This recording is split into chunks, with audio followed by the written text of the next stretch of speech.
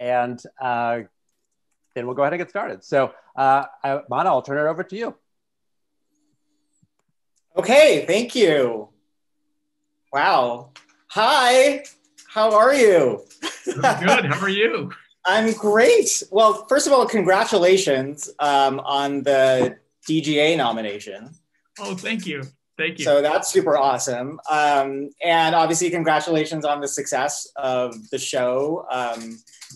As Kevin was saying, it's been hugely popular, and it broke like the streaming record as well. It broke Disney Plus every. It broke Disney Plus. It broke So I mean, it's just great. So how this all came about is, you and I know each other. We were together at Yale. We've kept in touch since then, been friends. We actually, kind of did some work together because with the Dahlia. The Dahlia is the theater that you created in Los Angeles, and I guess I did the original logo for it, and then I also did some posters for it. For the guests watching at home, I'm an artist and illustrator, and I work mainly in entertainment and advertising and visual development and concept boards and stuff like that. So the Dahlia, we'll get to the back, we'll do the origin story of Matt, but I feel like, fans really want to, and people that are here really want to just kind of dive into the show in a big way. So, the last time that we caught up, you actually were giving me a tour of a theater that you were renovating that was going to become the new Dahlia. And then you became artistic director of the Geffen. So that kind of went on hiatus. And then the last time we caught up actually was talking to Maggie Malone, your wife, wonderful, talented Maggie Malone, who's with Disney Animation. And that's when she kind of told me, it was after you had just done Game of Thrones, some of the most popular episodes, the one where Daenerys, the first big dragon episode where Daenerys destroys the Lannisters' loot train or whatever. And then, that's kind of when you got a call from Kevin Feige. And so that is how this started. Yes. And yes, kind of what happened there. Yeah. What brought you, what was that call like? How did you get attached to WandaVision? I had left my small newborn child and my wife to go to Ireland for 6 to 8 months, which is something that no father should do. But it was too hard of an opportunity to pass up. And my wife, being amazing, was like, you got to go do this, go. So I disappeared and I saw them very infrequently. Thank God for FaceTime. But I got back and I was fretting before the episodes were going to air. I was worried that people, wouldn't like them, and was it worth it that I had left my family for such a long time? My wife, who's very, very practical and much smarter than I am, was just like, all right, enough. What would make it worth it? And I was like, oh, that's a very good question. I was like, well, if Kevin Feige calls tomorrow. And he did. So the Spoils of War, the one with the dragon battle, aired on a Sunday, and then within it was Monday or Tuesday that I got a call to go into Marvel. And I'm a huge Marvel fan. I was a comic book nerd growing up, and I've been a fan of the Marvel Studios films since Iron Man. I was in the front row on the opening day of Iron Man and have been there for all the movies ever since. So I'm a huge fan of that. I love the world. And so I really love meeting with him. And then I met with a bunch of other folks at the studio as well over the next couple of months. I did go in and meet on one project that didn't end up being a good fit. And then I came in to meet on WandaVision, which did, in a very strange way, feel like it was sort of meant to be, just because I direct comedy, I direct action and spectacle. And I also was a child actor growing up in Hollywood on sitcoms. So this show really kind of checked all the boxes for what I've done professionally for my whole life in a very strange way. Yeah. No, I was thinking that because, especially the first few episodes, I definitely thought of you, when the 80s episode happened, because, Growing Pains was referenced in the beginning. So I guess, tell us a little bit about that. You were a child actor. You kind of grew up doing a lot of sitcoms, Growing Pains, Webster, right? what were some of the others? Just the 10 of Us. You're on 3 seasons of Just the 10 of Us. You were it was like all sisters and you, right? So yeah, exactly. Yeah. So yeah, I was a TGIF kid, growing up on these sitcoms, and as an adult director trying to be taken seriously as a director, I really tried to ignore that part of my past, thinking that no one would take me seriously. I remember that. I remember it was like, let's forget, And this show, which is much about sort of exploring, Wanda's trauma, has also been a way for me to explore my own sitcom trauma and come to terms with my past. No, it's great. If I hadn't had those experiences, it wouldn't have, I would probably not have ended up doing this show. And it certainly helped me build the show, having all that firsthand experience. And it was funny, we shot at Warner Brothers Ranch on this street. It's called Blondie Street. It's a street of all the sort of classic sitcom houses. The Partridge Family, Bewitched house is there. We put Agatha there. I Dream of Jeannie, a bunch of other famous sitcom houses. And it's also the same area where we shot Just the 10 of Us. We shot on the lot there. And so I would skateboard by those houses every day after I was done shooting or during my lunch break. So there I was shooting WandaVision, this meta show about sitcom history, in the very place where I did sitcoms as a child. So it was sort of surrounded by the ghosts of my own life, as well as the ghosts of sort of television past. So the show was definitely a therapy session for me, as well as Wanda. So it worked out well on a couple of levels. I feel like it was a therapy session for a lot of people because, I got a lot of comments from people, they didn't know what to expect. It was a big swing, I think, for the MCU. People, I don't, obviously they probably tuned in expecting like a certain thing. They saw the logo, they saw the all of that stuff, and they were expecting a certain thing. And then, you had these, like the Dick Van Dyke Show, and referencing, I Love Lucy, Dick Van Dyke, like the Black Bewitched, which I loved because I grew up, I watched Bewitched, I watched I Dream of Jeannie, I watched I Love Lucy. Like I loved those types of shows. I love those sitcoms. So I really loved that, but that was kind of unexpected for people. And, were you ever apprehensive that like audiences kind of wouldn't get it and, wouldn't kind of really understand the first few episodes or what was going on? Definitely. The Venn diagram of fans of Nick at Night and Marvel fans, where they overlap and how big of an overlap there is definitely up for debate. It may be much bigger now than it was before, but before we started, there was a lot of conversation. Is there enough Marvel? Do you know kind of where the thing is going? Will the traditional Marvel fans be patient enough to kind of buy in on it?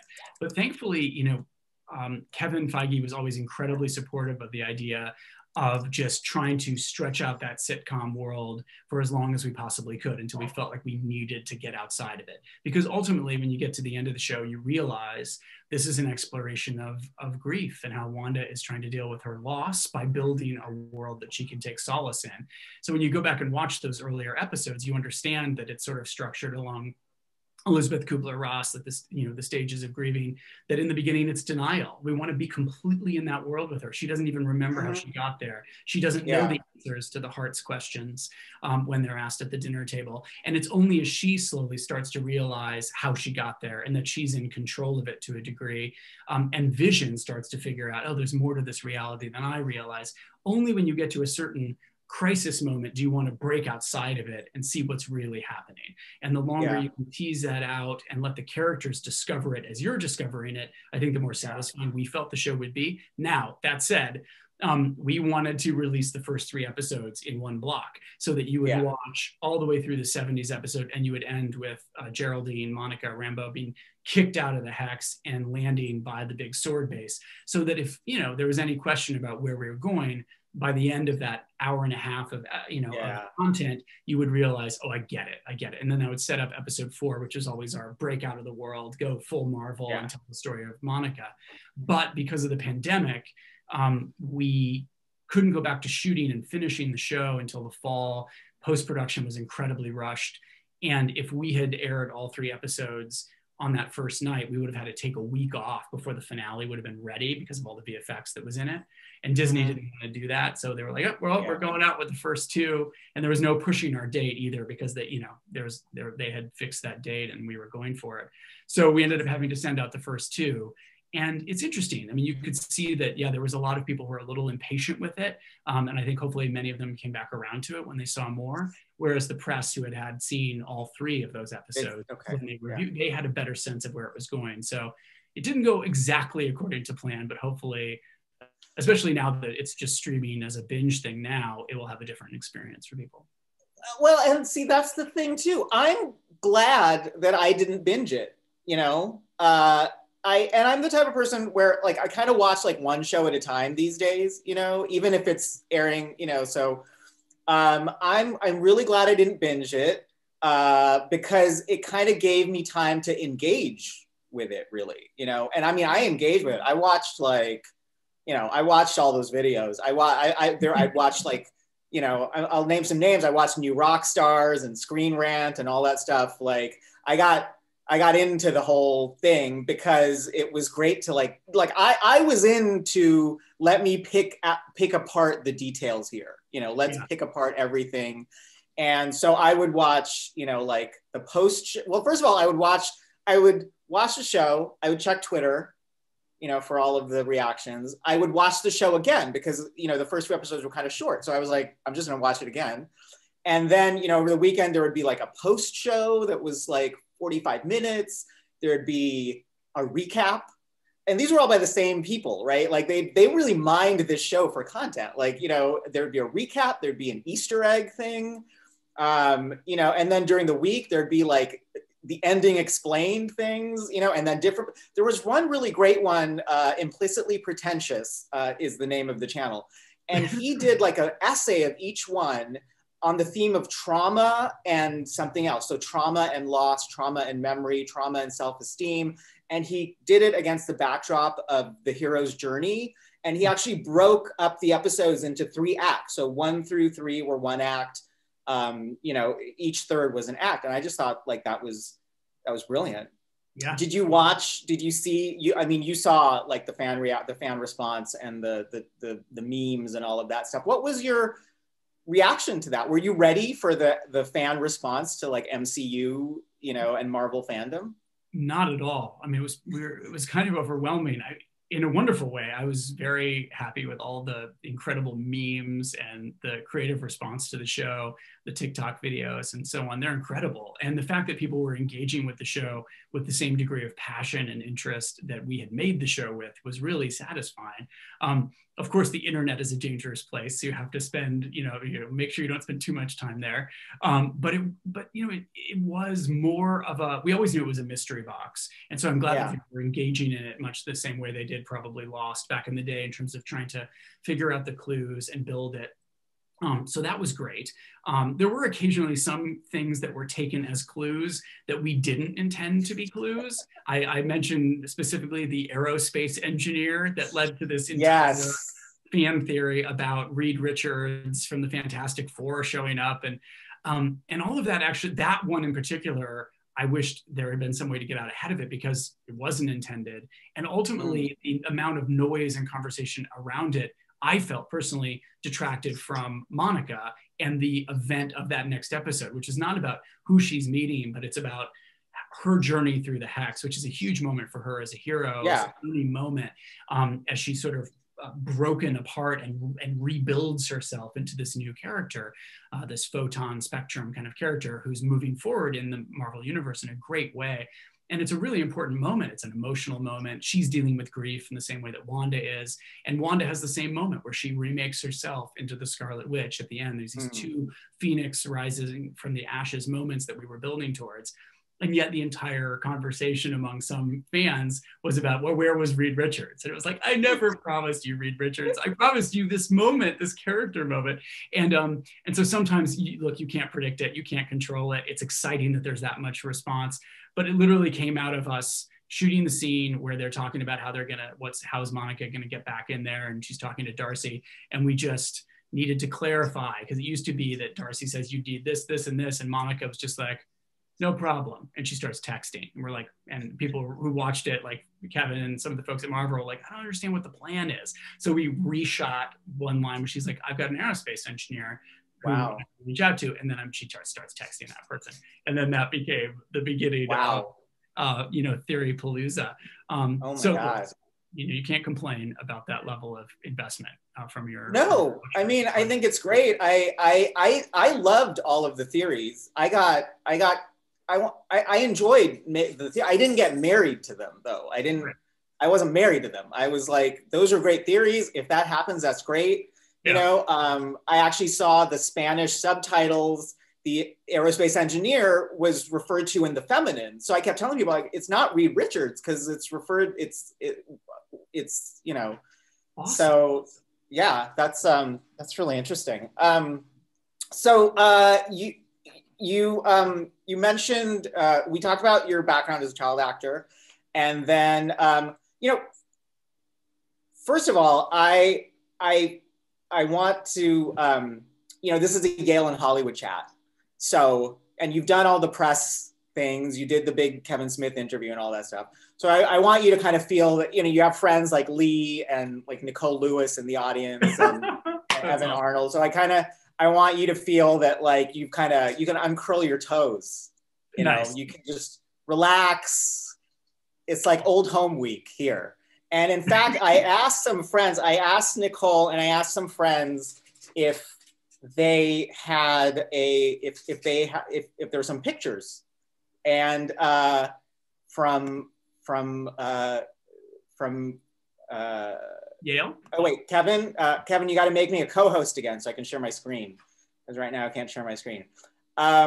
If there's some pictures, from back in the day, and this is what we came up with here. I just saw these this morning, so here we go.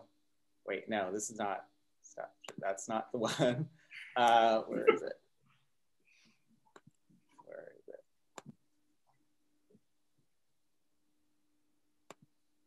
Nope, that's not. Hold on, something. Okay, we'll get back to that. We'll get back to the screen sharing. So let's go to some of the questions. Okay, so Lee Bardugo was asking, a friend noted that the aspect ratio changes from real world to Wanda's world.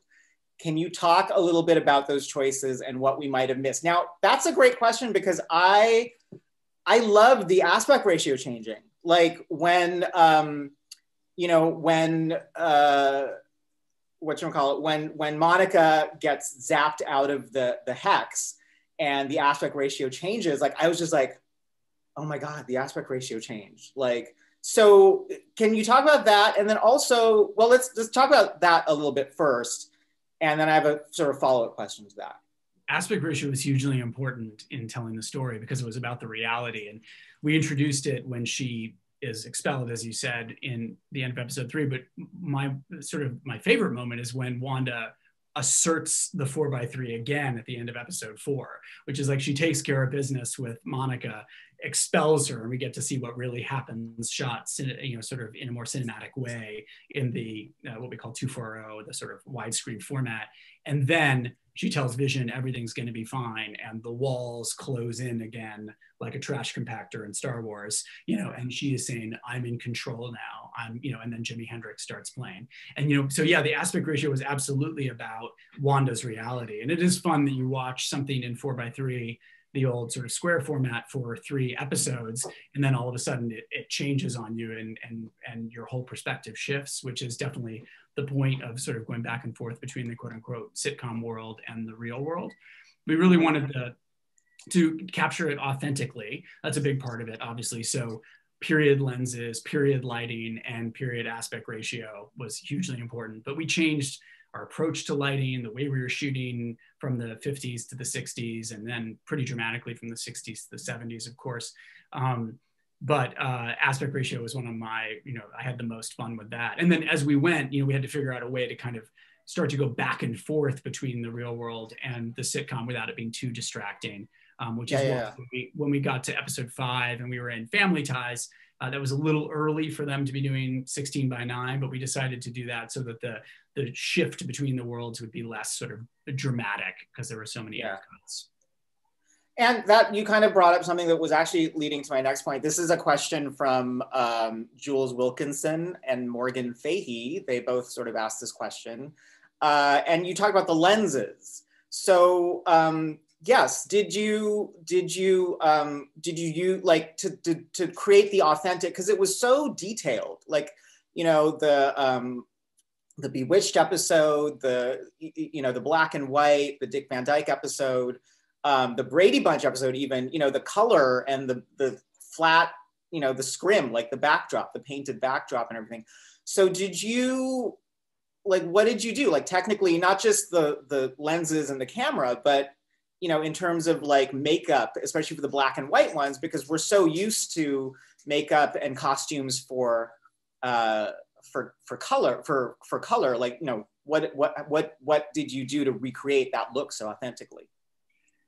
Black and white is a great example. We did a ton of tests with Vision's makeup in black and white, and it looked weird. It did not translate well at all until we figured out that, oh, well, you know, some of the tricks back in the day is that if you wanted something to appear kind of in the reddish hue, you would use blue for black and white photography. So he's blue for all of the 50s and 60s episodes. And I think there's some making of stuff that's been released over the last couple of days. You can see Paul like with his blue makeup on and his blue bald cap. So yeah, we looked at old prints of Dick Van Dyke and Bewitched because we've gotten to know them through syndication, and they've been transferred a million times and they look terrible. So we wanted to figure out what were the actual intents of the people who were making it so that we could faithfully recreate the quality of it. And the lighting style really changes. Like if you go from the Dick Van Dyke I Love Lucy proscenium, almost like theater, it's all lit from the top, it's a stage play, you know. But when you get to Bewitched, where Elizabeth Montgomery is married to William Asher, the director, you better believe she looks amazing. Like every close-up of Elizabeth Montgomery is like front lit and gorgeous, like Garbo, you know. So we tried to do the same thing, you know. We wanted it to feel as sort of the moment and of the period as possible, because this is what Wanda's creating. And Wanda is this incredibly powerful being who can, you know, she wields chaos magic, which is not illusion, but it's the ability to make things of whole cloth. And so she has made this reality. And I need to impress Wanda Maximoff. She was the showrunner. I had to make sure that I was delivering something that met her expectations in terms of detail and authenticity. Okay, so I was actually going to ask a little bit about chaos magic. I see a question though that kind of goes with this from Damian Farrell, who actually is among other things, an animator and a puppeteer. Worked on Star Wars. He did like the ice crystal foxes. Remember? Oh, lovely. Yeah, awesome. Yeah. So Damian asks, I read you had lunch with Dick Van Dyke to discuss the old sitcom format. What was the big takeaway from that meeting that you took into the episode? Great question. Yeah, the weekend of D23, right before we started shooting WandaVision, we did a thing down there, and he was down there being honored. And I had been trying to set up a lunch, and it worked out great because we were all in Anaheim, so that this lunch could actually happen at Club 33 above Pirates of the Caribbean at Disneyland. So it was one of those pinch yourself kind of awesome afternoons where you're sitting with the head of Marvel and Dick Van Dyke at Disneyland. It was pretty awesome. Wow.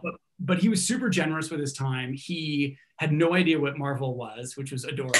He was like, you know, he was like, oh, I hear you guys have had some success. And Kevin was like, yes. No, we just put out a big movie called Avengers Endgame. He was like, oh, what was it? Avengers Endgame? And he was like, oh, Avengers Endgame, great, yeah. And Kevin was like, yeah, it's the biggest movie of all time now. And he was like, oh, what? You know, it was a great moment of him just like realizing kind of what was up in the world. But he's so charming and lovely and full of great stories. But mostly what I wanted to ask him was, you know, what was the secret sauce for tone? Because the Dick Van Dyke Show especially is so wonderfully timeless. I mean, you believe in Rob and Laura as a couple. It has a lot of contemporary energy for its time. It's smart and sophisticated in the way that it's structured. The humor is really wonderful, and yet it can also be crazy silly. Like Dick Van Dyke trips over ottomans and does all sorts of wild physical comedy, and yet somehow it's held in this box like that makes it possible because it's grounded. And so I wanted to ask about that and what were their rules and how did they approach that? And he really said, the Carl Reiner rule was, if it can't happen in real life, it can't happen on the show. And I think it's a great rule. It should absolutely be grounded in real life. And to that end, every Monday when they would start a new show, Carl Reiner would say, "Oh, what happened to you guys this weekend? Like, what are the stories from your life?" And he would shamelessly steal all the things that were happening in the cast's life and put it into the show. So it was like Law and Order, but like, ripped from the headlines. It was all just domestic silliness and stuff that was happening in their lives made it into the show. And we wanted to do that too. We wanted it to feel like you were rooting for Wanda and Vision, that this was a love story, you understood that but at the same time, Paul Bettany could be wearing an apron and jumping over, the couch, and she could be fainting into Mr. Hart's arms. And so just trying to figure out how we could have both those things, something that felt grounded and then also something that felt silly. Wow, that's really great. We have another question from Andrew Epstein. Did the pandemic force you to rewrite or reshoot parts of the show? And if so, what got cut? Great question. We didn't end up actually reshooting anything because of the pandemic. It worked out well because we shot the first 2/3 in Atlanta. I mean, it worked out well insofar as there was a pandemic. Nothing works out well, but the timing of when it hit was actually fortuitous. We had shot for 2/3 of our schedule in Atlanta. We had moved to LA and we were about ready to prep for our LA shoot. So I really wanted to be here for all the backlots, to be at the Warner Brothers Ranch on that little street of classic sitcom houses. And we were also going to shoot at some of the other backlots because you can't really go to a real small town square and have it feel as unreal as a sitcom town square would. Definitely. So we knew we always wanted to go to backlots. So we had come to LA and that's when everything shut down. So we immediately just pivoted into post-production and we were doing everything virtually from from everyone's houses. And I would do some stuff at Disney when we had to color correct or do some final sound mixes and stuff, but everything else was just done at home. So we all could be isolated and safe. So we just did a ton of editing. I started working with fellow Yale Christoph Beck, who's a fantastic composer. He was jumping into writing his themes and starting to score. We started working with Skywalker on doing sound mixes, and we got as much possibly done as we could so that when we could go back to shooting, there would be a lot less to do post-production wise on the back end because everything was going to be so jammed in order to hit our release date.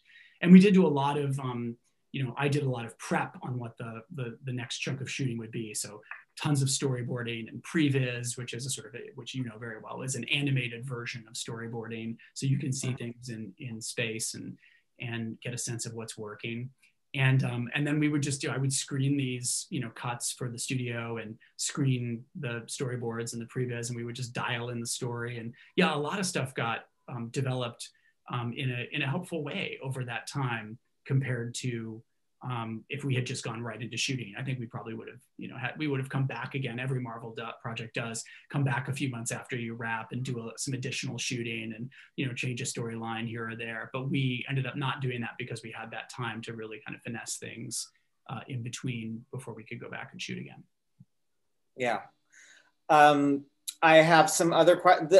Seems like people in the chat want to talk a little bit about character development. Marissa Mickle says, character development nerd here. How much material do the actors have up front?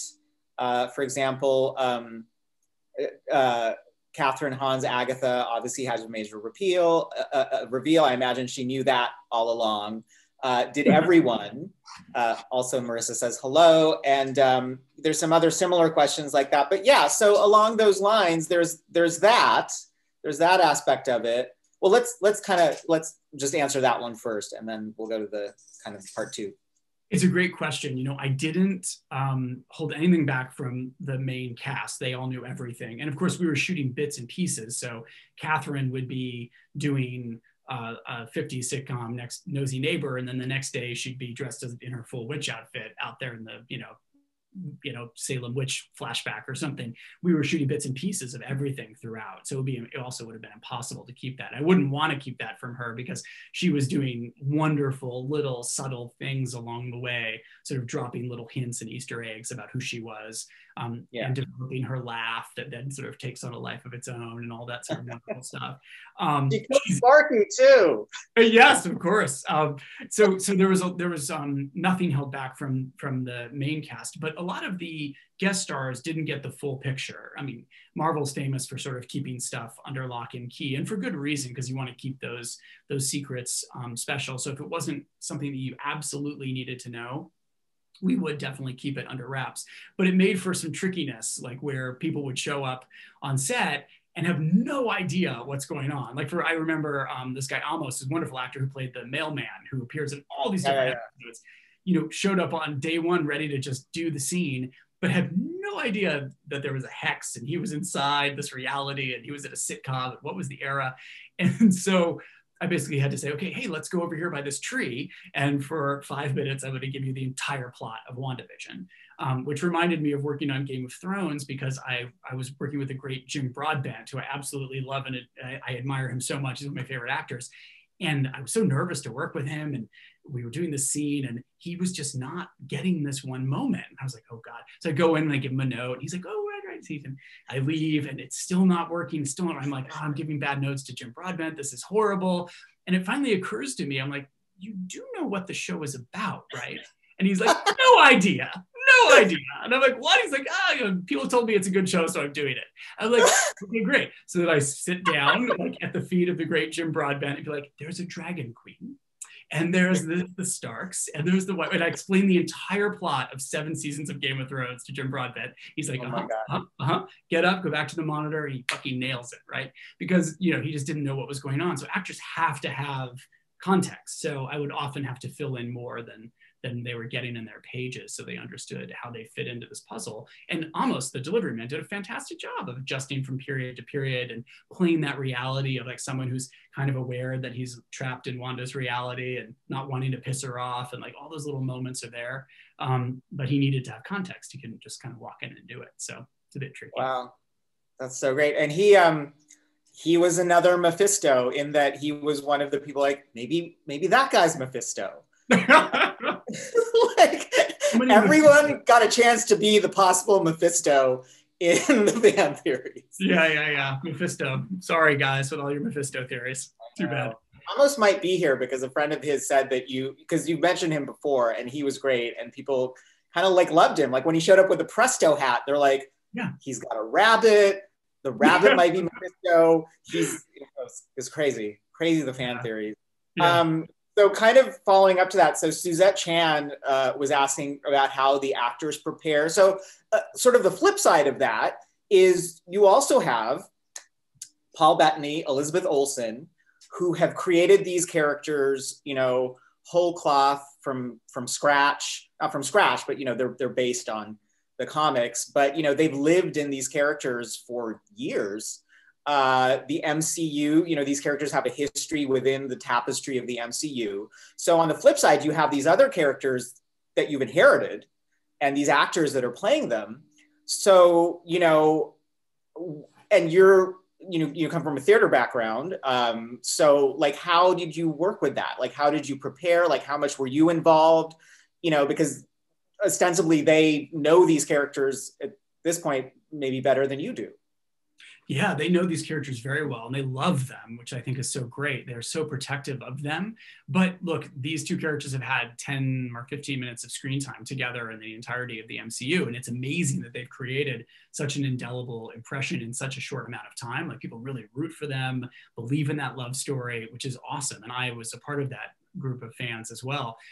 So this was a chance to tell a story over 6 hours. You know, this is a chance to delve deep into these characters and to get them to know them in new ways. And so even though, you know, Lizzie and Paul had played these characters before, they had never played them in a 50s sitcom or a 60s sitcom or a 70s sitcom.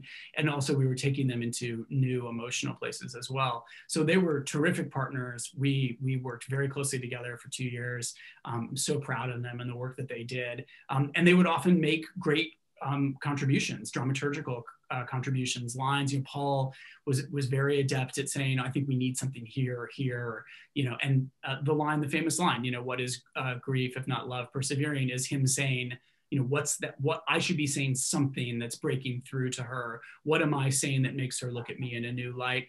And then Jack wrote, I think what is grief if not love continuing? And then Laura Monti, who was working on the show, suggested persevering. And so that's how you get that moment. So it comes out of a collaboration and a conversation. And, the final exchange between him and Wanda at the window, when he says, a memory made real, he's talking about his journey.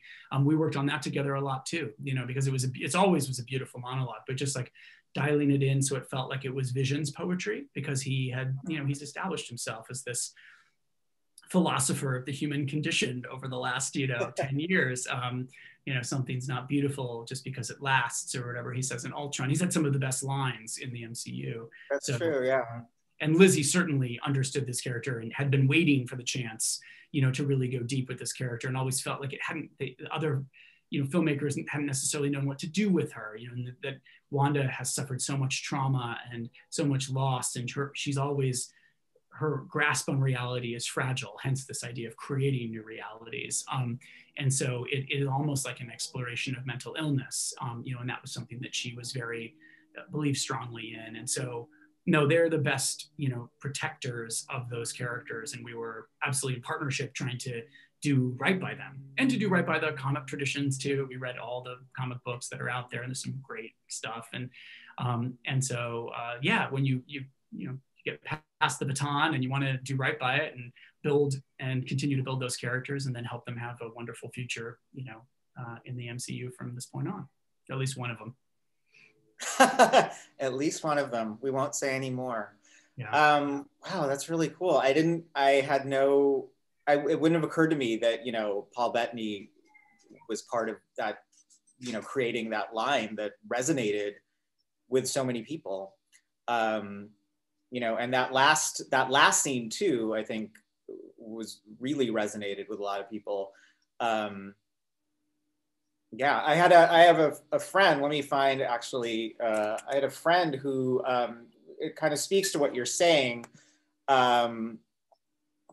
He let me just read what he wrote. And I sent you this in a text, but he was just saying how, he said, I really hope people who don't like superhero movies watch this series. The people making these shows are now writing modern myths. They have such respect for the characters that they're honoring them by elevating the source material with work like this. And I think you guys really, really did that. And it spoke to a lot of people. Did you were into superheroes as a kid? Did you read these comics growing up? And if not, how much, what was the extent of research that you had to do? Yeah, I was not a reader of the Vision and Scarlet Witch comics as a kid. I liked Avengers stuff, but mostly I was interested in X-Men. I was interested in Spidey. Those were sort of the things I focused on. I was a big X-Men fan. Yeah. Yeah. No, I didn't really spend much time with these characters. But so when I got the gig, I did a full deep dive into all of their appearances. Reading every single issue that Vision and Wanda appear in, and then there have been so many great different runs. Tom King series, House of M, The Witch's Road, and then of course the original stuff all the way through Vision and Scarlet Witch. So there's been a lot of stuff to draw on, and we did draw on it. There are a lot of Easter eggs and references to various sort of moments in the comics, but they're fascinating character, and I think that people really respond to them because they're so different. They're the ultimate opposites attract, right? He's so he's all mind and organized and logic, and she's passionate and fiery. It's the classic. They seem completely different and yet so right when they're with each other. So it's a great love story, and I was thrilled to help be a part of it. And so you have these established characters, and a couple of people are asking about this in the chat too. So You also now are responsible for basically, and this is actually what I was really excited about. Like, this was the origin story of Monica Rambeau, of, you know, Photon or Spectrum, or wherever she's, what they're going to call her. And this was the origin story of Agatha Harkness.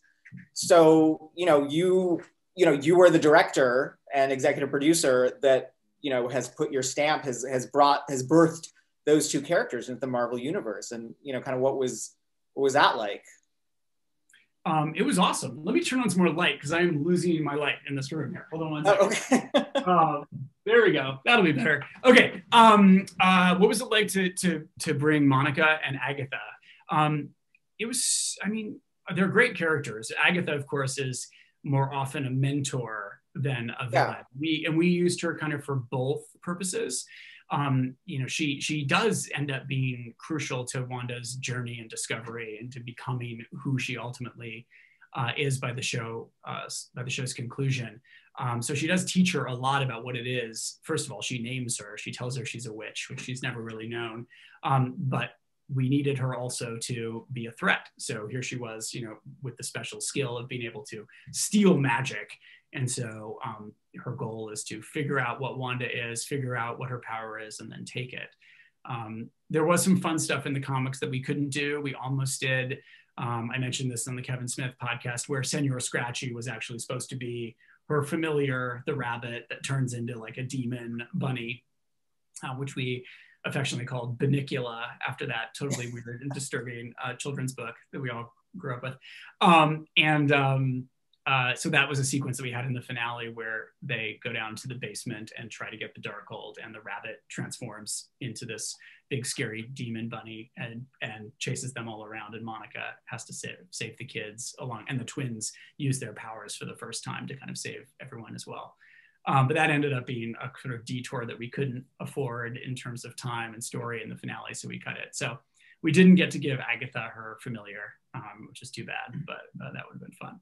And Monica is a great character, and that was super fun to do an origin story always. But the fact that this origin story was meant to sort of intersect with Wanda's as well, that it's a story of grief, you know, it's a story of trying to put your life back together after you've had a huge loss, and she's been blipped and then unblipped to discover her mother is gone, and so how does she put the pieces of her life back together, which is exactly what Wanda's going through as well. So you have these two powerful characters dealing with grief, and their stories overlap, which is why they sort of understand each other.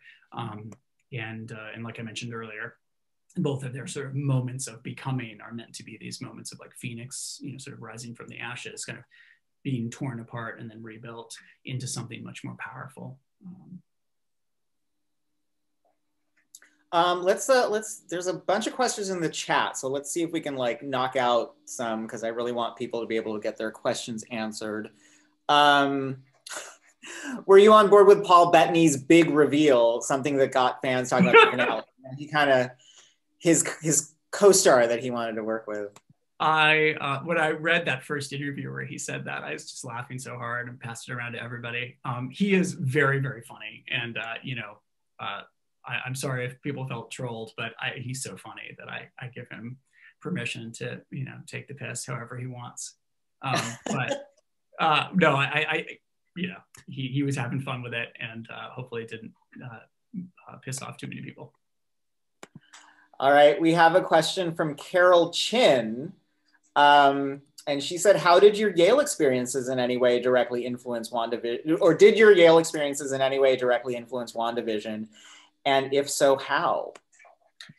Very directly. I needed some theme songs, so I called up Bobby Lopez, my classmate from Yale, and I was like, "Hey, you and Kristen want to write some theme songs?" And they did, and they're awesome. They were such great, awesome collaborators, and they elevated the show in a fantastic way. The writers had all done sort of really fun versions of their own theme songs and opening titles when they were writing their episodes.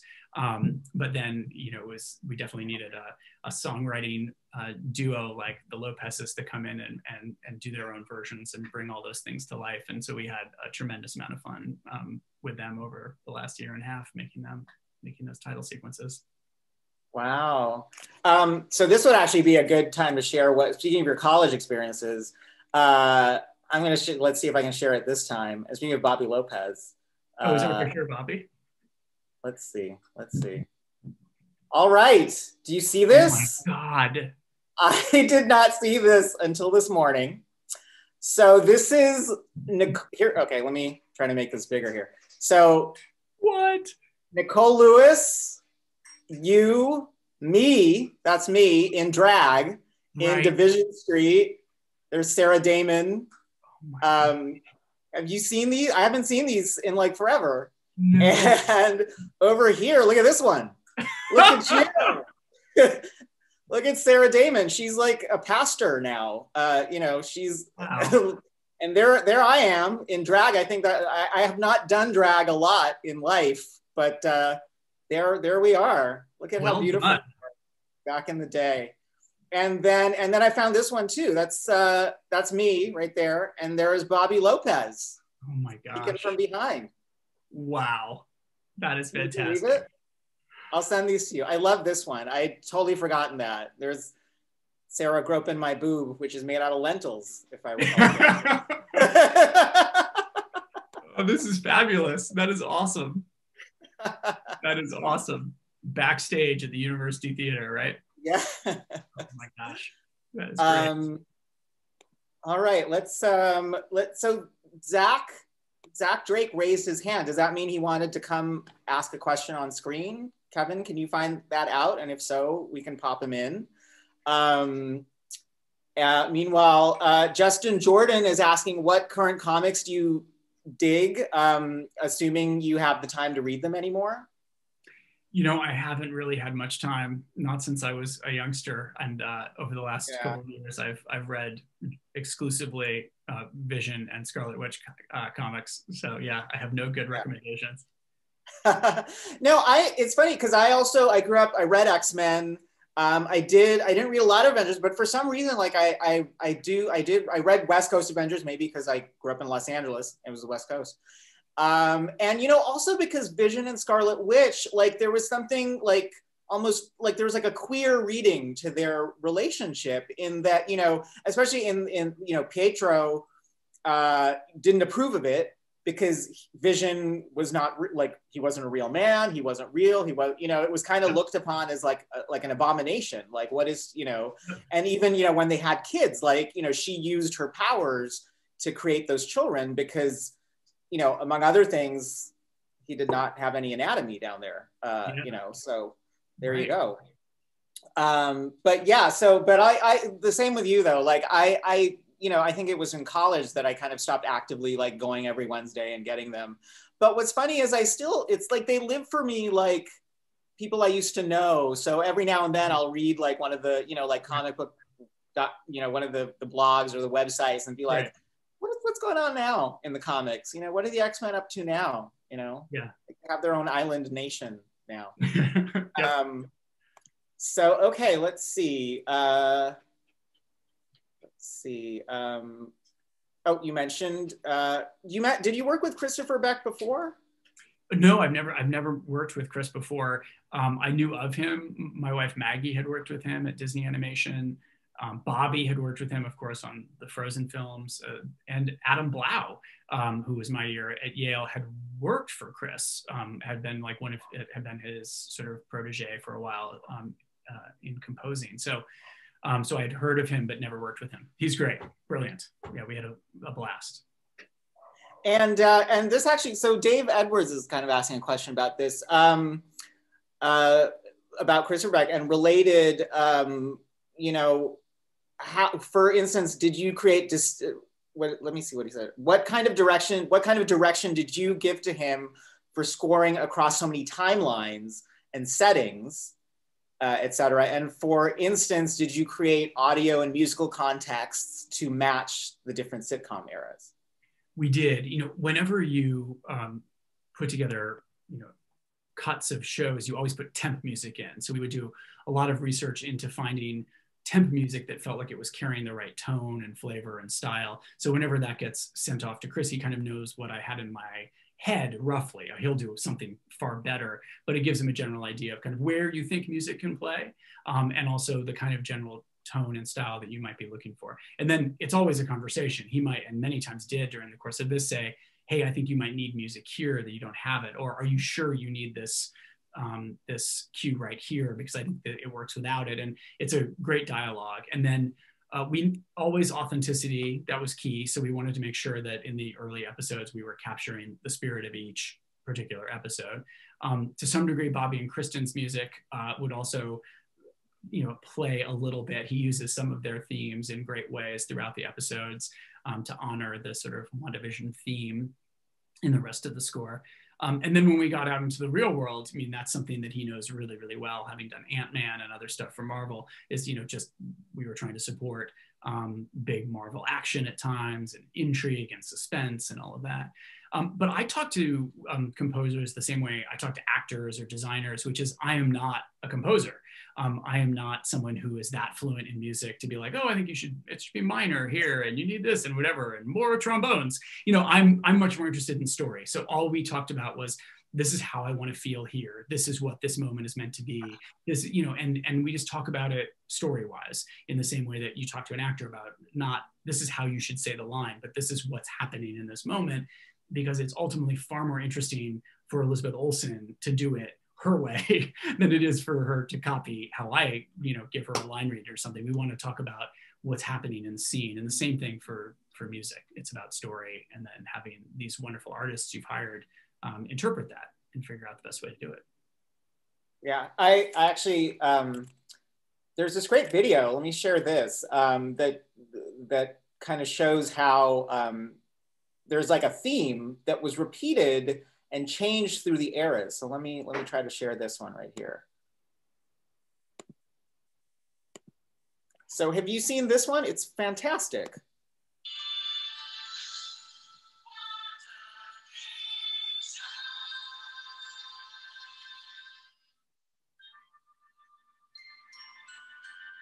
So how like each episode, I love this. This is great.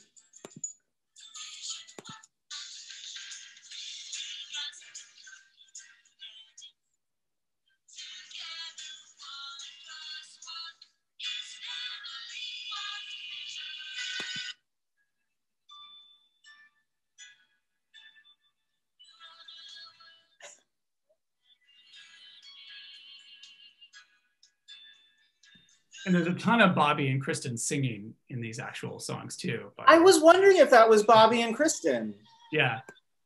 Yeah, they did all the demos and we just kind of fell in love with them. So, I mean, there's some session singers offering backup, and then there's, you know, the opening one is a bit more of a choir piece, but a choral piece, but yeah. It's I love how it translates like from the 2000s with this, you know, it's very office themey, right? Right. And then it showed up in Agatha all along. Right.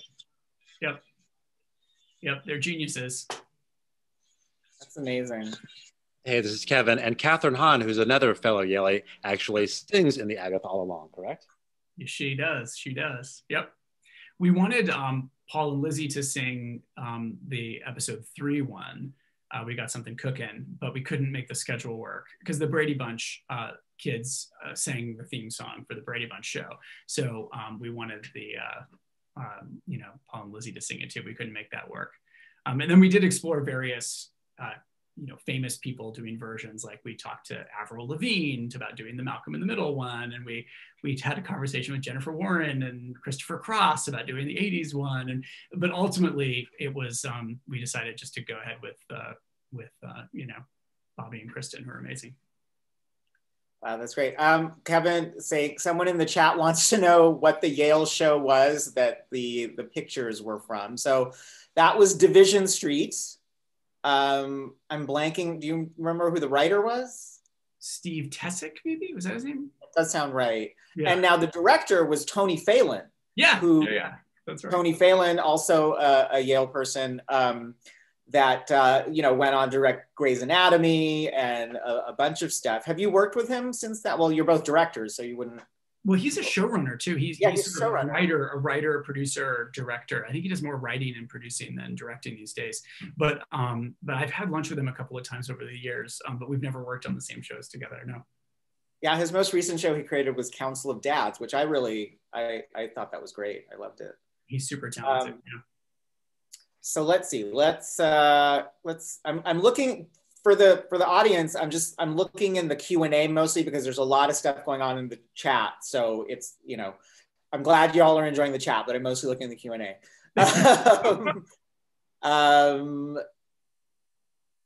People want to know about the cicada, the insect. Am I pronouncing it right? Cicada? Cicada? The cicada? That was just cicada. That was just, what was that? So there are a lot of cicadas down in Agatha's creepy, moist, swampy basement. And also her dress is kind of loosely based on Ellen Terry, a great old actress who played the Scottish Queen in the play that I won't say the name because I'm super superstitious, but she's painted by, I think it's Sargent, and it's hanging in the Tate Gallery in London. It's a beautiful portrait of Ellen Terry as the Scottish Queen, and her dress is made of beetle wings, and it's absolutely gorgeous. And so I was like, I love the idea of there being some sort of elemental kind of ancient witchiness to Agatha. So this idea that her dress has like the iridescent beetle wings in it, and that her basement is filled with those same kind of, cicadas, the little beetles are flying around. And for a long time, we actually explored the idea that her magic would be elemental, that it would be about dust and wind and roots and all that, and to contrast with this, Wanda's blasting. But ultimately we decided that, Wanda's a witch, she just didn't know about it. So witches should probably all have that kind of blasting power. And we did the Salem flashback and used it there. So, but the elemental part of the ancient witch is a little bit still in the cicada crawling around. But that was really meant to be sort of just a direct homage to Silence of the Lambs, which I love, which is like, why not just steal from Silence of the Lambs? Which is like, Jodie Foster comes in and is like, something's wrong, right? And she sees the little moth fluttering or whatever. Yeah. And so Senor Scratchy is chomping away on his lettuce a little loudly, and there's a weird little beetle, and, and there's Yo Gabba Gabba on the TV. What can be freakier, right? So jig is up. Yo Gabba. That actually, you mentioned the development of her powers and how you were involved. And so I kind of was going to ask about that, but there's a question from Russell Cohen that kind of leads towards that a little bit. How much of the sitcom approach / general structure was proposed by Marvel versus created by you, Jack Schaefer, and the writing team? And how hands-on were Feige and the broader Marvel team at devising and mixing ideas? And kind of to add to that, like, so you're, you've worked on a ton of stuff. You've been working, since the early 2000s as a director. But this was something where you directed every single episode, which was so cool. And you're executive producer. So, how much were you involved really in the development of all that? Plus, the question that Russell was asking. Yeah, it's a great question. When I first sat down with Kevin Feige about the job, he asked, could I direct the whole thing? And I said, yes, I think I could. And he said, great, because we want to do it just like our movies. He wanted it to make it the same experience that they have doing their films in terms of how they collaborate with filmmakers, which was super exciting to treat it that way. And so, but at the same time, it's also a hybrid because Jack Schaefer, who is the head writer and fellow executive producer, she got started a few months before me, and she hired an amazing, talented group of writers, Cam, who I think did one of these a few days ago, being one of them at fellow Yale. And they started to develop the world of the show in the writer's room. So I came on a few months after that, and they had already come up with a lot of outlines, and there were a few drafts of scripts and things like that. The initial idea of the show is Kevin Feige's. He had the idea of, he had the sitcom world, because he loves old classic shows, meets the sort of, kind of WandaVision story. How could we put those together? And then Jack had pitched her version of it. And she kind of ran with it, developing it for those, 3 or 4 months before I signed up.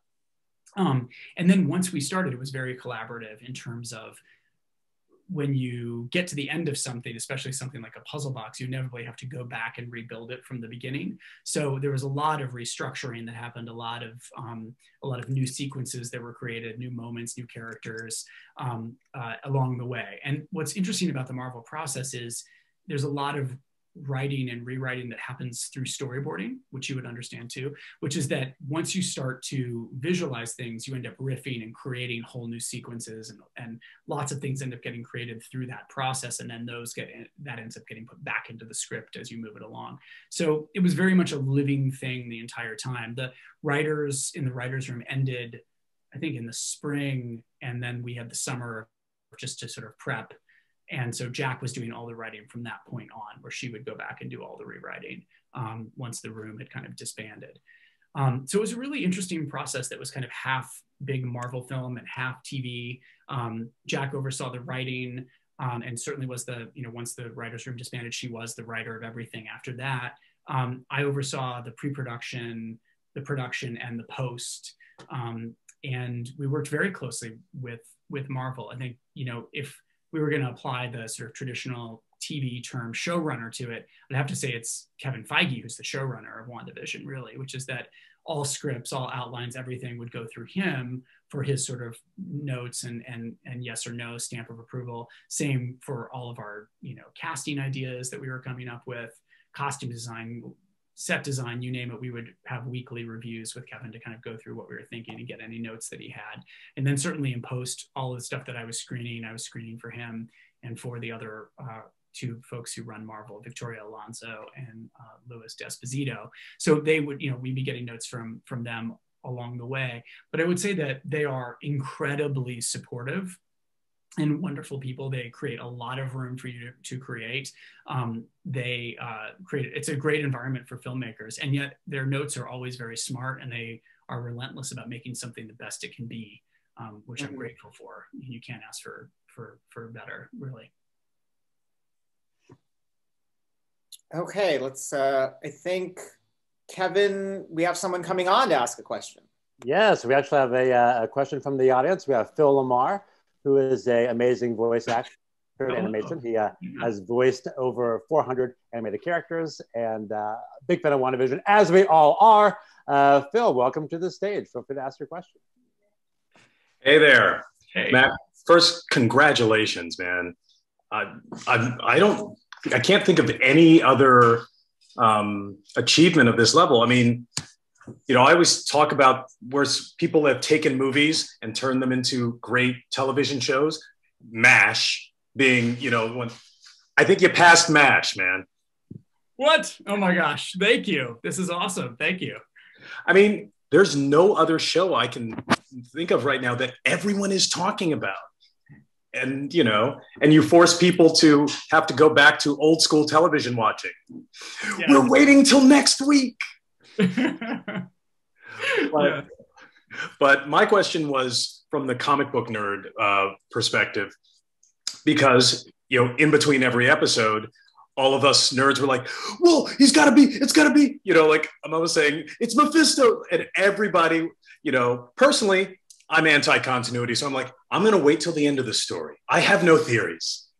But was there, from your perspective, you guys creating it, were you conscious of the fandom and whether people were going to be, expecting, comic book stuff, or the movie fandom? Like my daughter's 16 and she grew up on the movies, so you had a lot of fandoms that you had a responsibility to. How did you balance that?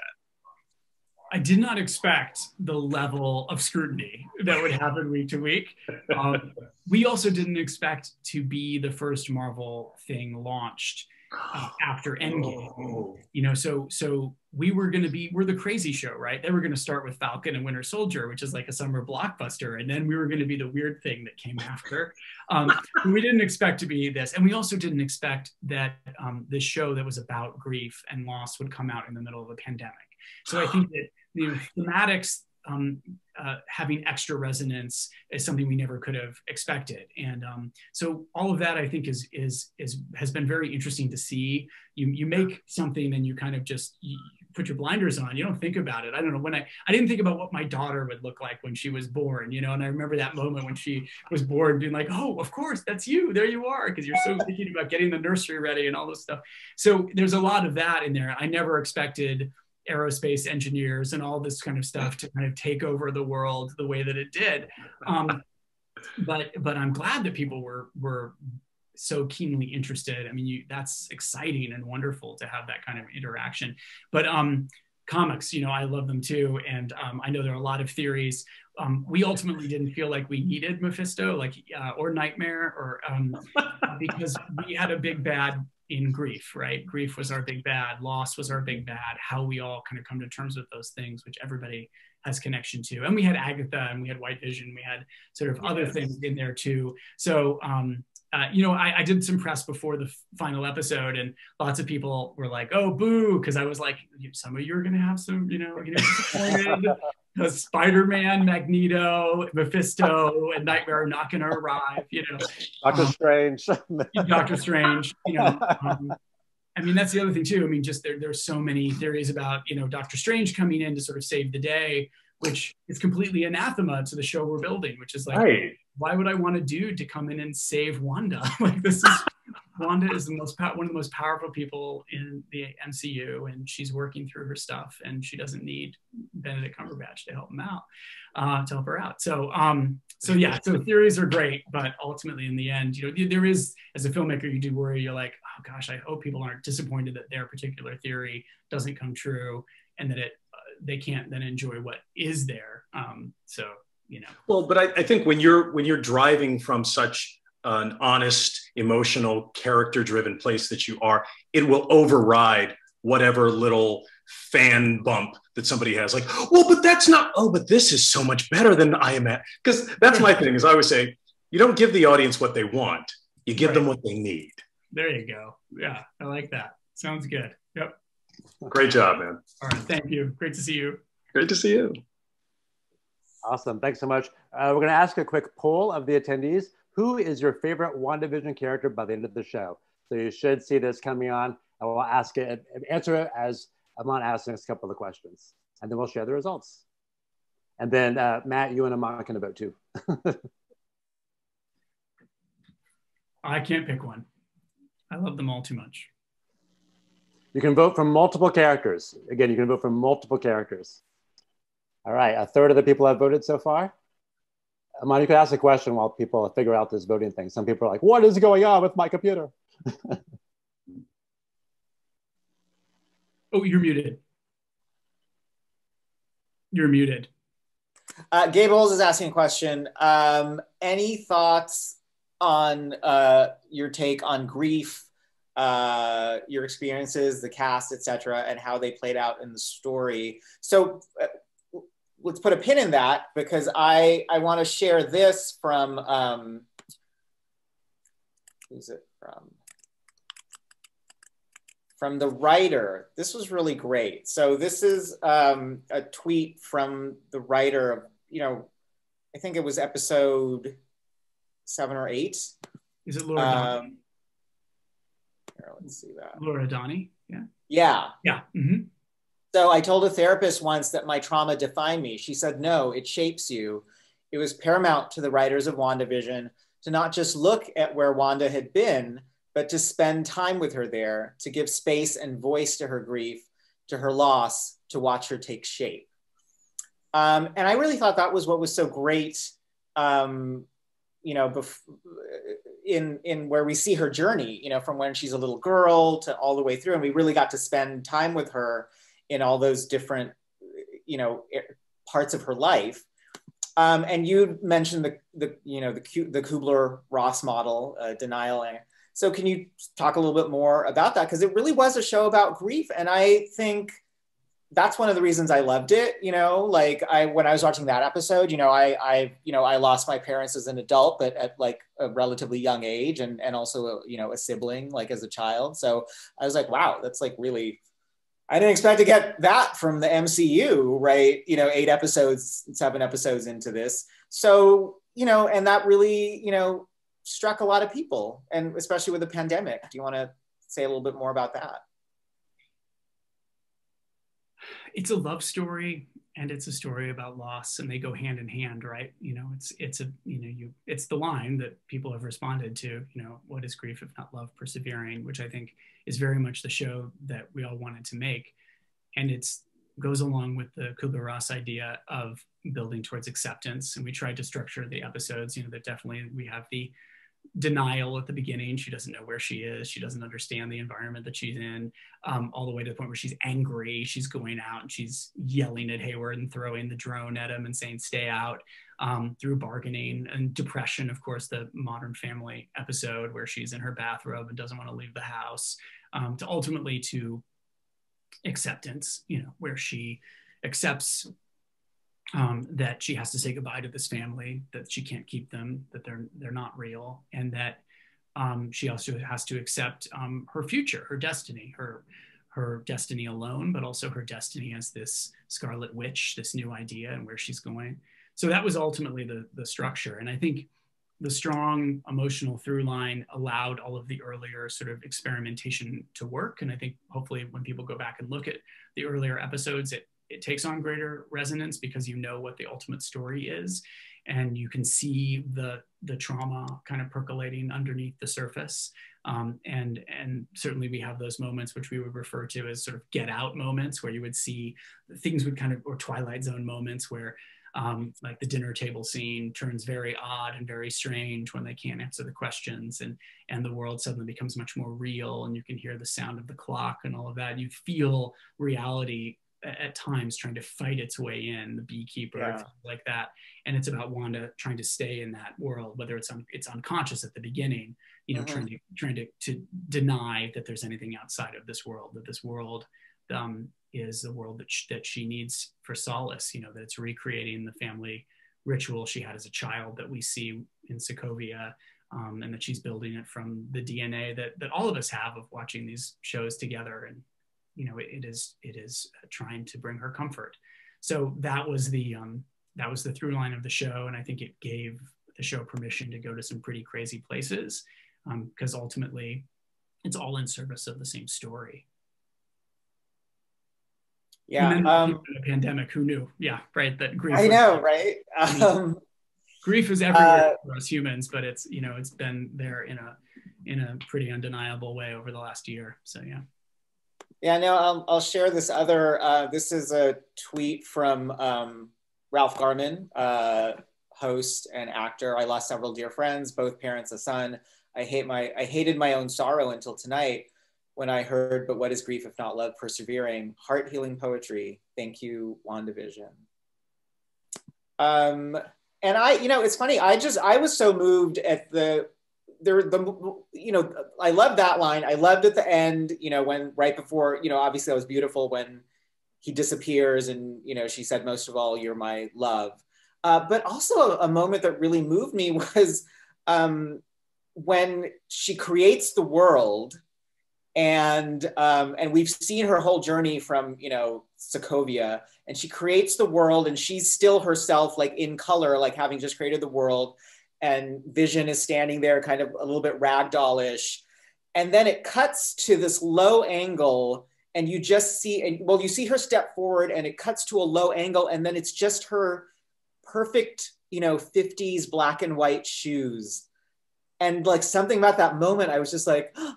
And then it like cuts to her face and she's so like happy, but you know, it's because she's in denial of everything. But you just want her to just have that happiness. Like, I love that moment. Like, that's a moment that I'll go back and watch, you know, like there's a lot of moments in the show that are like that, but I watched it, you know, more than once already, but like, I would go back and watch that moment just to see.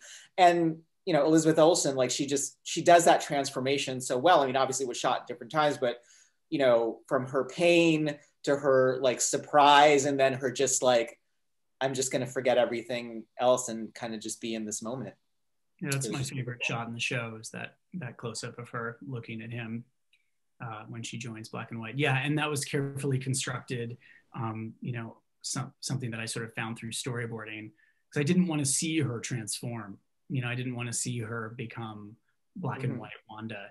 There's a lot of transformation in the show in Marvel language to see, you know, her become the Scarlet Witch out of that explosion of magic, things like that. But it felt like it needed to be simpler, because, you know, and we needed to see her just fully step into that world. So that's why we did the shoes. Yeah. Yeah, it was great. I mean, I love that was when it was your favorite shot. That's so great. Let's see. Yeah. We actually have some poll results here while you look for the next question, Aman. So we're going to share results from the poll on who is your favorite character, so everyone can see. We've had 90% of the viewers watching share it. So the favorite characters so far, Agatha and Wanda, tying for neck. We also have then Vision, of course, at number 2, tying actually with Jimmy Woo at 24% of people like that. And again, this was multiple choice. And then after that, we have Darcy, the twins, and Pietro. So everyone see that? So yeah, it makes sense that Wanda's number 1. It's her show, basically.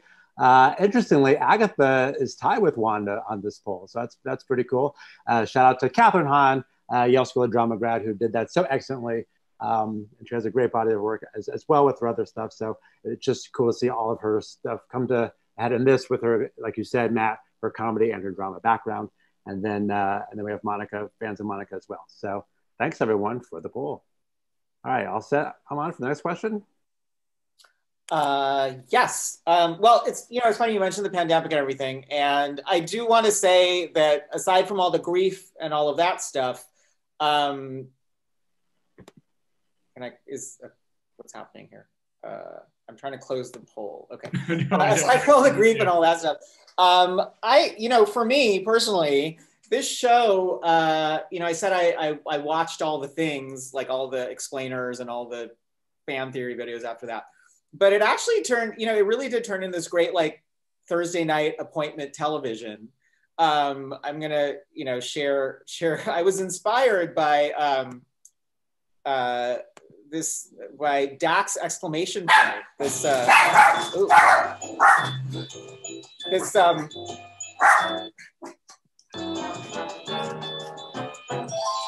WandaVision.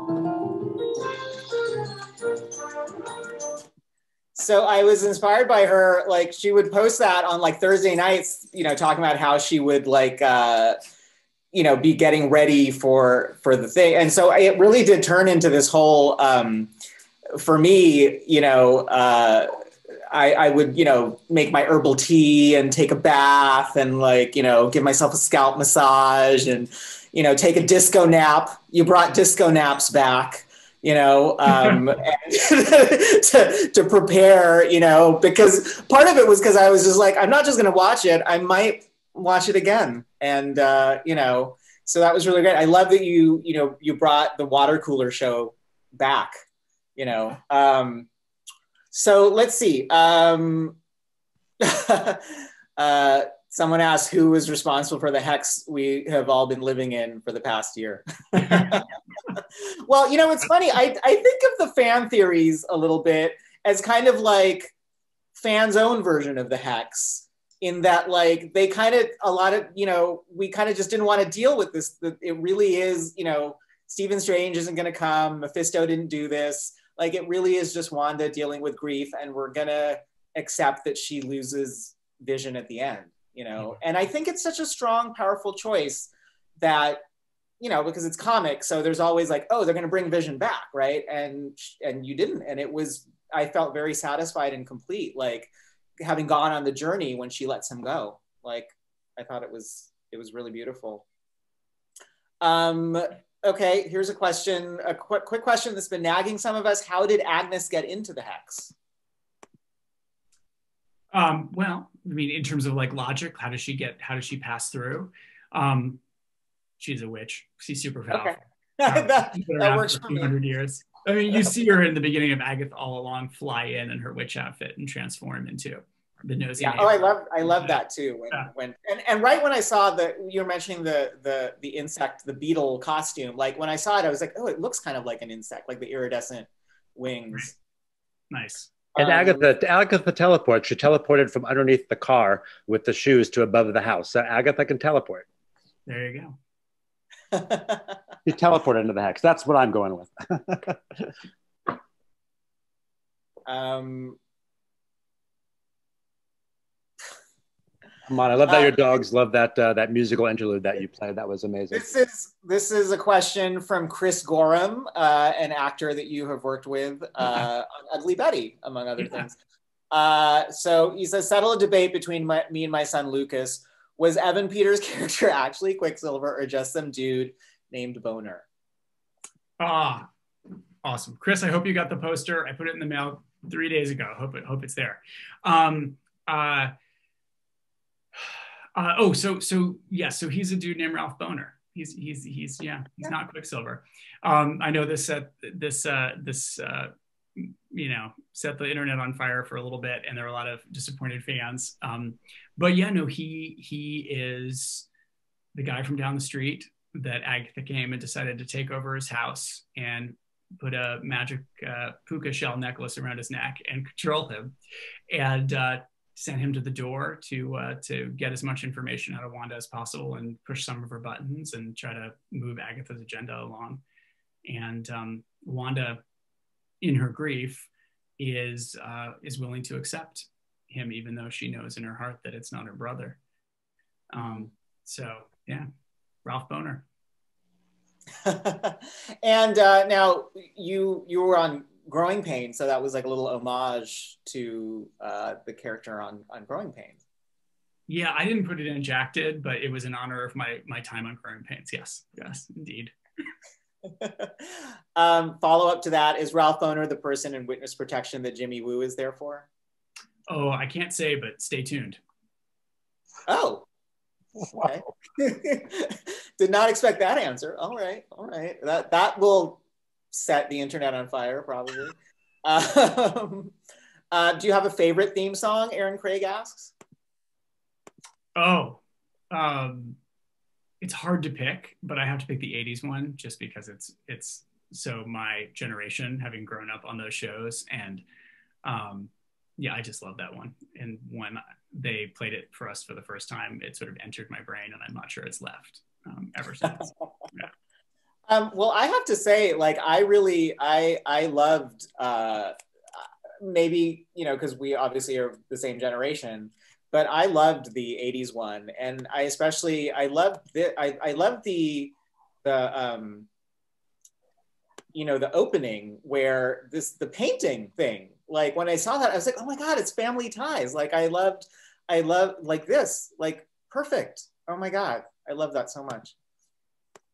So many Easter eggs. Did you have a favorite Easter egg that you put in there, or No, there's so many. It's hard to pick one. I mean, so many. I mean, I enjoyed throwing the Full House references to that same 80s intro as well, just because of Lizzie and her sisters. But so there's two shots from the Full House opening that we copied, where the kind of camera running through the park towards them as they run by, and the crane shot pulling back as they're having a picnic. Yeah. Were the intros completely collaborative? Did Jack write them? Did you create them? They were super collaborative, although there was a lot that was created in post-production, sort of by me in editorial. So I found a lot of old clips of things from other shows, and we would build sort of montages and then kind of go back and recreate them with our actors. So there was a lot of that happened. And also riffing off of what Bobby and Kristen were writing would give me ideas, and I would start to storyboard things and then, shoot them. Yeah.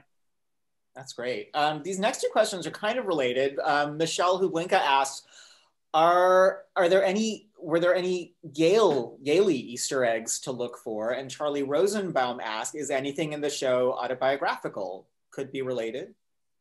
I don't think there are any Yale Easter eggs that I can remember. I can think of one, but I'll tell you after. Oh, yes? Okay, great. Yes, autobiographical in that my entire life has been on television. So yes. Right? Right? And the Yale Easter egg, which is not really, but sort of, but Agatha Harkness Tower. Oh, nice. Hello. Fantastic. It's like All along, it was right there. The big Yale Easter egg was there all along. Totally. Nice. David, David, kind of back to the Easter eggs, but David Goldblitz asked, was he named Boner in homage of Andrew Koenig, Walter Koenig's son, who played Boner in Growing Pains, who sadly has left us? Yeah, yep. Andrew Koenig, he was a lovely person. Very sad story. I'm sorry? Sad story. Yeah, that's very sad. Justin Jordan asked, was Agatha trying to swipe Wanda's powers for her own benefit, or because she believed Wanda was a danger? It felt like it could have gone either way or both. Great question. I think Agatha wants Wanda's power for herself. She doesn't feel like this baby witch is worthy of this amazing power either. She doesn't even know she's a witch. Why should she wield the ultimate power? She should give it to somebody who deserves it, who knows what to do with it, which is of course herself. And she, we see her in Salem in the flashback steal all the power from the other witches, and that's what she's been doing for the last few hundred years, is going around and stealing different abilities and making herself more and more powerful. Yeah. She's a great character. Catherine Hahn, amazing. And I just really, Elizabeth Olsen gets a lot of credit for that, for the episode where we go on the journey with her throughout her life. But that opening, that whole beginning part, Catherine Hahn was just, acting the Jesus out of it, that whole toots and she just chomped on that part, I screenshotted this, that look that she gives is just exquisite, these were my two favorite from that episode, this little bit right here, Elizabeth Olsen, that just trying to hold it in. And then when she's just Agatha is just chewing into her in the beginning. It was just, chef's kiss. She's amazing. Yeah, she's amazing. And that was a really fun scene to shoot. It took a couple of days because it's long and complicated. But it was a lot of fun that day. Because of all the effects and her floating and all that stuff? Yeah, her floating, the effects, but also it's a long scene and there's a lot of dialogue and yeah. I really wanted Agatha to, be in control and sort of be roaming around. So just in terms of just the sheer number of shots and things that was required to tell that story, it was a lot. Yeah. Yeah. And so Denise Sudell is asking a question, which I've seen this around a little bit on the internet, and, maybe you can shed some light on it and put it to rest. Did you and the writers explore the issue of Wanda being accountable to the people of Westview for what she had put them through? Yeah, I noticed there was some stuff on the internet. I mean, I think when she walks out of town, there's no love lost there. Of course, the Westview residents are not hiding how they feel about her, and Monica even acknowledges it. I don't think that,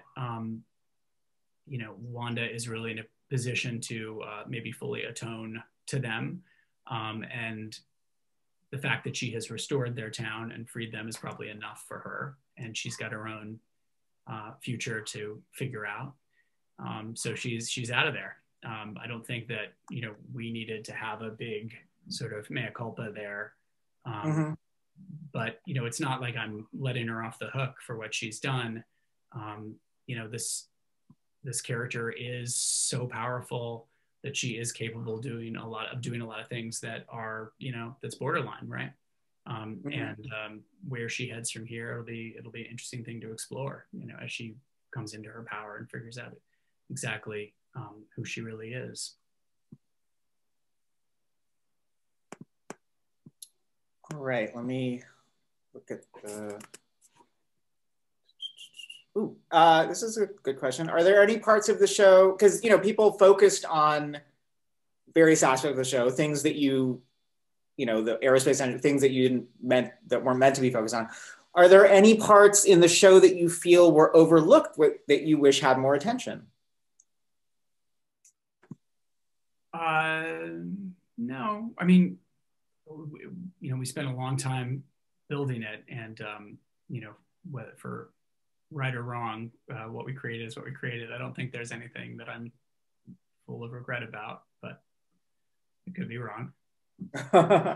And the couple in the commercials, those were just residents, right? Those were just right. So Wanda cast people and put them into different roles, and Mr. Hart became the boss at work, and Dottie became the queen bee of the local society. And those two Westview residents, Wanda thought they had real potential as commercial actors, and so they were cast in all of the commercials. Jeremy Monty asks, I was very interested in the use of through lines / constants during the series, recurring theme chord, dishwashing, etc., in the midst of such episode to episode change. Was this deliberate? If so, who inspired or insisted on the constants, you as director or Jack and others as writers? Yes, iterating things through time was a big part of the show. It was something that I was very interested in doing from a design standpoint, from staging. We started, you know, with the basic layout of what the house would be, and then we did a 50s version of it as a multicam sitcom in front of a live audience, and then we did a 60s version as a single camera where they don't have an audience and it's 4 walls like a movie set. And then we would just, everything would iterate sort of through the era. So the TV was always in the same spot, but it was changing, of course, depending on the era. Yeah. The couch was always in the same spot. The fireplace, that eventually they expand and they put a second story on, and that's when the staircase comes in. But the kitchen, the basic layout is all the same. It just changes as if they're renovating through time. But that's true of everything. So Glamorous Magazine is always the magazine that they're reading, and we cast the same model to be on the front of it, and we just took photos of her in different eras and different outfits, and then we updated the magazine to be era specific. And the car, we picked intentionally a red Buick because it was a car that had been in constant production through all the eras, so that we could iterate to the next version of the same car throughout time. And that was happening in the Westview Dairy Milk, that was happening in every single prop, the newspaper, the Westview Gazette. It was, everything was meant to be the same show, just moving forward in time. And that's true of behaviors and staging and things like that too. Wow. I'm so glad you mentioned the Buick, because there's literally, and you know, there's an article about everything in WandaVision. There's literally an article asking why Wanda drives a Buick. There you go. And it's like, Black Widow drives an Audi. Why doesn't, like in the article, they're like, why did Black Widow get an Audi and Wanda got a Buick? Like, is there some kind of preference in the Avengers? Like, you know, you have to.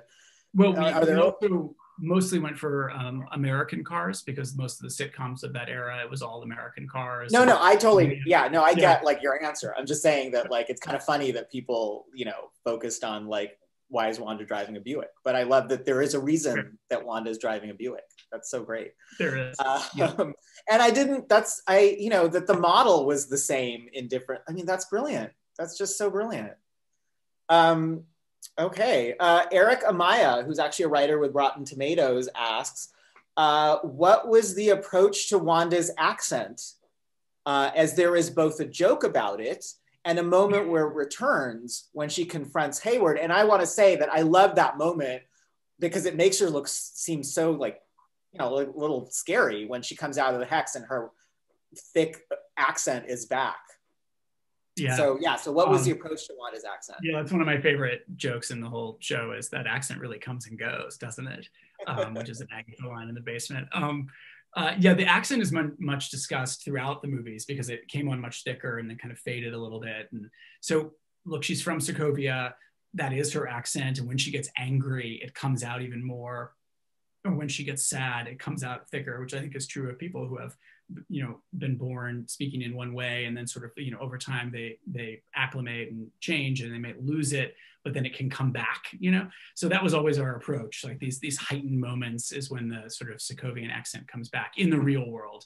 And then in the sitcom world, she's casting herself as Mary Tyler Moore. So she is absolutely speaking of the era. So we had a wonderful dialect coach, Courtney, who worked with everybody on how people spoke in each era, for each sitcom era, how people walked and moved and sat. so that we were sounding like they sounded in the 50s, 60s, 70s, and so on. That's great. This is a funny comment from Sean McCardle. I woke up at 3 a.m. for the 10th week in a row, and I blame Matt. We have a making of episode you can watch that came out this week. Well, I think that's what he did. He woke up at 3 a.m. for the 10th week, so he watched the making. Oh, sorry. Right. Yep.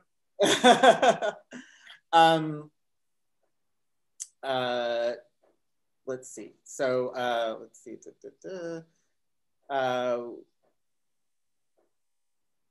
Maybell Grace Aton asks, we all know that Wanda was introduced in the MCU in Age of Ultron, but technically Winter Soldier, but she was never called Scarlet Witch until now. What was your thought process on planning to introduce Wanda as the Scarlet Witch to the audience? This was something that was a part of the sort of plan before I got there and before Jack got there, which is that this would be sort of leveling her up to the comic book persona that we've known her as in the comics, but not in the MCU. Yeah, she was introduced at the end of Winter Soldier. We see her and Pietro being experimented on at Hydra. And so we understood her as a character who had gotten her powers from an Infinity Stone. But in the comic books, obviously, there's more to it than that. And so we wanted to tell the story of her as a witch and her as a powerful magical figure, which she's not even aware of.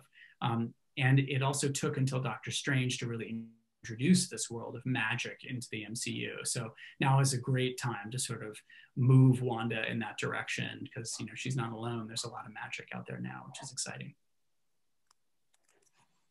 That's great. And let's see. I have a question. What you know, we've asked a lot about the show specifically, but what is your favorite superhero and what is your favorite sitcom? So I grew up loving Bewitched. I did watch a lot of Bewitched as a kid. I watched a lot of Gilligan's Island too. Dick Van Dyke I found a little bit later on, but love, and I actually think that is the greatest sitcom ever made. It's still just as funny today as it was back then. And favorite character was Spider-Man for sure. Yeah. Oh, any particular reason it was Spider-Man? Oh, you know, Peter Parker is easy to relate to when you're younger, and you know, he's I just love Spider-Man, and it was just there was a good TV show that I like to watch, and I read the comics, and then eventually the movies came out. It was great, you know, Spider-Man all the time. All right. A couple of people have asked if there's going to be a sequel to WandaVision. Yeah, I mean, the party line is, it's Marvel, you never know, but, you know, we were trying to tell a complete story over 9 episodes, and it's not an easy concept to go back to for a season 2. So what's great about the Disney Plus system, structure, opportunity really is that you can introduce new characters like they are with Ms. Marvel and She-Hulk. You can go deeper on characters that haven't had as much attention like Wanda or Vision. And Hawkeye is coming up and all that. And then you're able to take those characters back into the movies and take them from the movies back into Disney Plus. And it's going to be a great way to sort of introduce and develop characters as we go. So I'm excited about that. And I guess sort of on that note, what is next for you what is next for the characters? Because you're not doing a sequel. So Wanda will be in Doctor Strange and the Multiverse of Madness. Yep. And Monica Rambeau will be in Captain Marvel 2. And who knows about everybody else? Yeah. All right. I'm not going to ask. And what's next for you? What is next for Matt Shakman? I don't know. You know, I've got my side hustle running the Geffen Playhouse in Los Angeles. So I will be continuing to do that. And we are hoping that this pandemic is nearing an end and we can get back to doing shows in person. We've been doing a lot of virtual programming over the last year, which has definitely kept us all busy and been a wonderful way to continue to make theater in a challenging time. And then in terms of what's next, I don't know. I'm not sure. I've been so much in the world of Wanda for the last 2 years that I've finally taken a breath and, you know, been around for my family. That's great. I mean, you know, don't want to speculate, but I would love to, you know, have you revisit, not necessarily these characters, but, you know, a Marvel movie, or, you know, or just see, you know, what your own independent projects, you know, would be. Based on what, you know, I mean, obviously I've seen your work over the years at the Dahlia and, you know, all that stuff, but, you know, again, you know, there really was something very special about, I think it was just that you brought, you know, all of your experiences, you know, as a child actor, in the theater, the Dahlia, the Geffen, you know, you directed comedies, you direct a lot, you did a lot of, you know, It's Always Sunny in Philadelphia, a bunch of sitcoms, family dramas, you know, Game of Thrones, like big epic stuff. And you kind of like brought it all together for WandaVision. Yeah, it was a job of a lifetime. I doubt I will never need to do all those things again at the same time, which is a shame because it really was super fun. So we'll see. I love Marvel. Marvel's great. It's a great place to work. They're super awesome. And if there was some other story to tell there that made sense, that would be awesome in the future. So yeah, we'll see. All right. All right. Do we have any other pressing questions that anyone, Kevin, did you see anything in the... You answered so many questions. You asked so many questions of mine. And thank you, Matt, for your time here answering all these terrific questions.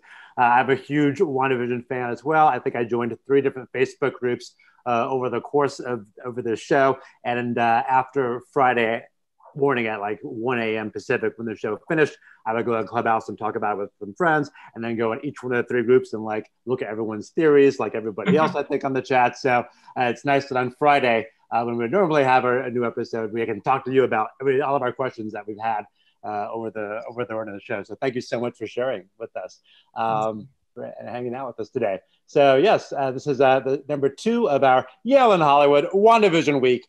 There are, I think, 6 Yaleys altogether who are on WandaVision. We've talked about Catherine Hahn, played Agatha, Matt's director and executive producer. Well, we just had Cameron Squires, who is one of the writers who wrote the episode 7 where Monica gets her powers and the Agatha reveal. We had him on a couple of days ago. The video for that is on the Yale in Hollywood Facebook Live. And then again on March 16th, our next one, our 3rd one in the series, features the music of WandaVision, definitely a big part of the show, and a lot of storytelling happening through that, as Matt was telling us. That is going to be with Bobby Lopez and Kristen Anderson Lopez, who both won the Oscar for writing Let It Go, which is why the Agatha all along is so dang catchy, because they just know how to do that. And Chris Beck, who wrote the music for the show, WandaVision, is also going to be on that too. So catch that. That'll be the 3rd in our seasons. By the way, we did ask Catherine Hahn to join us, but she's filming something, so she was not able to join us. And then we actually did already do a Yale in Hollywood chat with Sarah Finn, who is the casting director on the show. Yeah, so yeah, we did a chat with her. Jeff Locker did a chat with her. She's a casting director. Everyone's always like, the casting is so on it on this show. As it is with all the Marvel shows. And again, that's thanks to Sarah Finn, who's the casting director. So we actually already did a chat with her earlier in the summer. So we didn't ask her for one for WandaVision. Maybe we should, but we know that she's busy casting the next things that are happening in the Marvel universe and beyond. So awesome. So any other finally questions? We have a lot of good shout outs and chats in the chat saying thank you for so much. Aman, terrific questions. Thanks for showing all the footage you had, everything from the surprise blast from the past photos to some of the tweets about the show. So again, thank everyone for joining us for our WandaVision week number 2 presented by Yale in Hollywood. Again, thanks to Matt and Aman. Any final words, Matt or Aman? No, thank you guys. This was great. So much fun. So great to be here. And I'm sorry I can't see everyone's faces. There's so many wonderful names flashing through the chat here of people I haven't seen in so long. It's so great. Thank you. Awesome, cool. If there's anyone who wants to continue this discussion in Clubhouse, it's audio only. If you join Clubhouse at tinyurl.com/chat Matt Shack SAHK Matt Shack chat. We'll have a conversation there, or just follow me on Clubhouse and I'll get that conversation started audio only, since I know we have so many fans on the show. Awesome. Well, again, thank you, Matt. Again, I have one last thing too. Aside from the Clubhouse, one of the Yale alumni groups has also provided a Zoom chat room. So if anyone wants to hang out in the Zoom chat room for a while and, you know, chat there, that's also available. All right, cool. So if you want to join the audio, join the Zoom chat room that Aman just gave a shout out. Also, to get your fix, I want to mention that there's another Gaily, Brian Siegel, who works at Disney Consumer Products. He wanted to make sure that everyone knew about the pop figures. So this is the Halloween version of Vision and Wanda. There's also a white Vision version, and there's also a version that was just released less than a week ago with Wanda and her super like Doctor Strange-ish pose at the end, at the very end of the last episode. So you can check that out too. So amazing. Thank you all so much again. Thanks so much, Matt, for spending so much time here today with us and answering all the questions. You answered stuff that I hadn't seen asked anywhere else. So that was still burning questions for me. So thank you for Aman for asking these questions. See you at our next WandaVision Week event on March 16th. You can find out more about that at our Facebook page at facebook.com/YaleInHollywood, where this video will be available immediately afterwards. So you can rewatch it to your heart's content to see all the gems that dropped over about the show. So thank you all so much. Watch WandaVision again. You can also just watch WandaVision, the entire series again, and catch everything you missed in its entirety as well too. So thank you all so much, and see you on the next Yale in Hollywood WandaVision Week event. Thanks, Matt. Thanks, Aman. Thank you. Thanks, Matt.